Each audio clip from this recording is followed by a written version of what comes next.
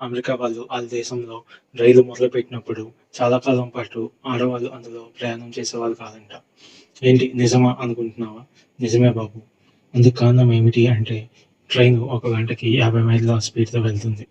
అయితే ఈ వేగాన్ని తట్టుకునే సామర్థ్యం ఆడవాళ్ళలో లేదు అని, ఇంకా ఈ వేగంలో ఆడవాళ్ళు ప్రయాణం చేస్తే వాళ్ళ గర్భసంచి బయటికి ఎగిరి పడతాది అని అప్పట్లో ఒక అపోహ ఉండేదంట. అందుకు భయపడి అప్పట్లో ఆడవాళ్ళు రైళ్లలో ప్రయాణం చేసేవాళ్ళు కాదంట. అయితే రాను రాను అది నిజం కాదని తెలిసిందిలెండి. ఇప్పుడైతే ట్రైన్‌లనే నడిపేస్తున్నారు. అది వేరే విషయం.